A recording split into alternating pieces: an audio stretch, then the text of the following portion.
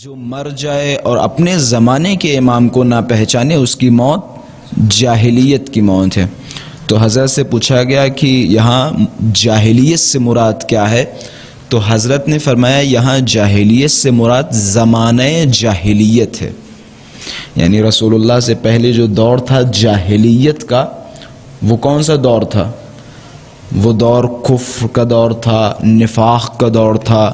تو گویا اگر حدیث کو پلٹیں اور جیسا کہ مولا نے فرمایا، مولا کے الفاظ کے مطابق ہم یہ ترجمہ کر سکتے ہیں کہ جو مر جائے اور اپنے زمانے کے امام کو نہ پہچانے تو اس کی موت منافقت کی موت ہے، کفر کی موت ہے، یہی ہے نا، کفر کی موت ہے۔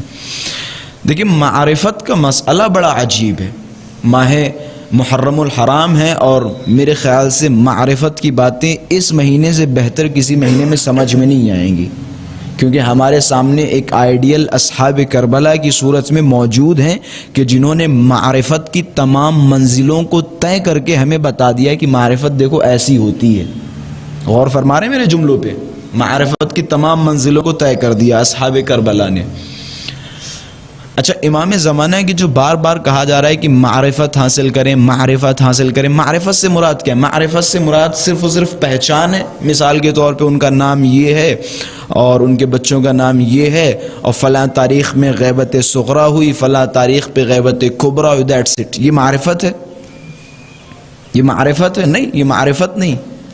اگر اس چیز کو معرفت کہتے ہیں تو معذرت کے ساتھ میں جملے نقل کر رہا ہوں، اگر اس چیز کو معرفت کہتے ہیں تو وہ افراد جو امام حسین کو قتل کرنے آئے تھے ان میں بھی معرفت امام حسین تھی۔ بھائی وہ بھی پہچانتے تھے کہ میرے سامنے جو کھڑا ہے وہ حسین ابن علی ہے، تیسرے امام ہیں، ان کے بیٹے کا نام یہ ہے، ان کی پوری ہسٹری جانتے تھے۔ ہسٹری جاننے کو معرفت نہیں کہا جاتا۔ غور فرما رہے ہیں؟ ہسٹری جاننے کو معرفت نہیں کہا جاتا، بلکہ جسے مان رہے ہو، جسے جان رہے ہو، اسے جاننے کے بعد اس کی اطاعت اور پیروی کرنے کو معرفت کہا جاتا ہے۔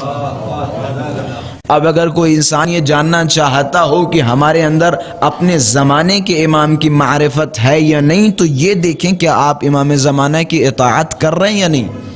اگر امام زمانہ کی اطاعت کر رہے ہیں تو یقیناً آپ کے اندر معرفت ہے۔ ایک معنی تو یہ ہو گیا۔ دوسرا معنی، معرفت اگر آپ کے اندر ہوگی تو یقیناً آپ انتظار کریں گے۔ اگر آپ خود دیکھیں، اپنے ذہنوں میں، اپنے دماغوں میں، اپنے دلوں میں خود جھانکیں اور دیکھیں، اگر آپ کے اندر امام زمانہ کے لیے تڑپ ہے، امام زمانہ کے لیے انتظار ہے، مین مسئلہ انتظار کا ہے، اگر امام زمانہ کے لیے انتظار ہے تو سمجھ جائیں آپ کے اندر معرفت ہے۔